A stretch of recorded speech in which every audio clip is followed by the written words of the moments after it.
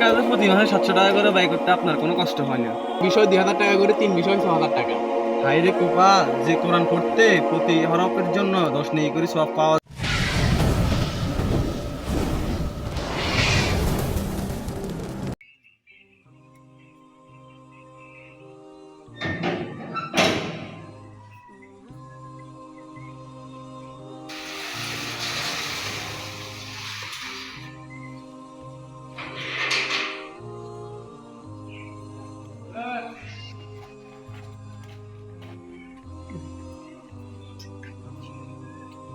আসসালামু আলাইকুম।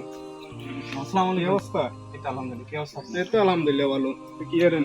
কি করবো, বসে বসে ফেসবুক দেখি। তো বাসার সবাই কেমন আছে? আলহামদুলিল্লাহ ভালো, আপনার? এই তো আলহামদুলিল্লাহ ভালো।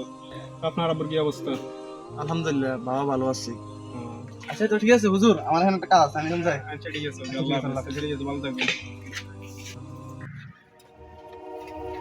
এই সুদীপ, এই আসসালামু আলাইকুম।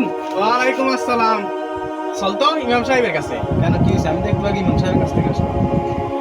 হুজুর গত শুক্রবারে কইছিল তোমরা দুনিয়ার বেশি মহাব্বত করিও না, অথচ সে নিজেই দুনিয়ার মহাব্বত বেশি করে। কি বলেন এগুলো? হুজুর কিভাবে দুনিয়ার মহব্বত বেশি করে একটু বলেন তো। আচ্ছা, আমরা কি হুজুরের কাঁধে উঠে নামাজ পড়ি? আমরা যদি হুজুরের পিছনে নামাজ না পড়ি তাহলে হুজুর কি নামাজ পড়বে না?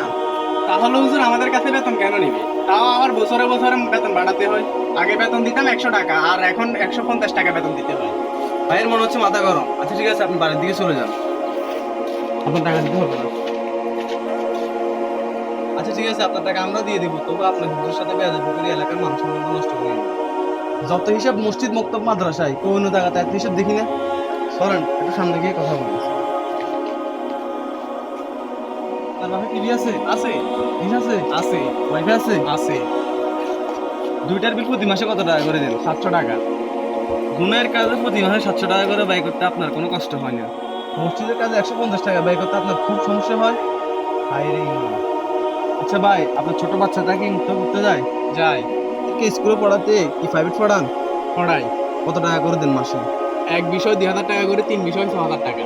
হাই রে কুপা, যে কোরআন পড়তে প্রতি হরফের জন্য 10 নেই করে সওয়াব পাওয়া যায়, সেই কোরআনের পিছনে 150 টাকা খরচ করতে আপনার খুবই কষ্ট হয়।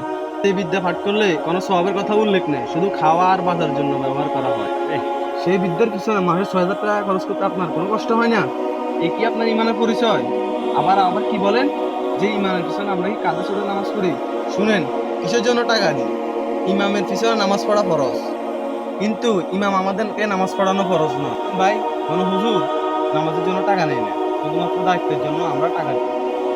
না হয় সে কোনো টাকা নিত না, কারণ একজন ইমাম হলো সমাজের নেতা। কাজে আমাদের উচিত ছিল সমাজের যে ব্যক্তি সচ্ছল, তার সে যেন সচ্ছলভাবে হুজুর চলতে পারে সে ব্যবস্থা করা। তারও পরিবার আছে, সংসার আছে, সন্তান আছে, তাদের বড় একটা ব্যবসা আছে না, কিন্তু তা না করে প্রতি মাসে 10 টাকাও বেশি দিতে চান না। আইরে বিবেক। আসলে সরি ভাই, রাগের মাথায় কি বলতে কি বলে ফেলেছি বুঝতে পারিনি। আচ্ছা ঠিক আছে, ধন্যবাদ ভাই, আপনি বুঝতে পেরেছেন। এটাই আমি চলো ভাই, আগে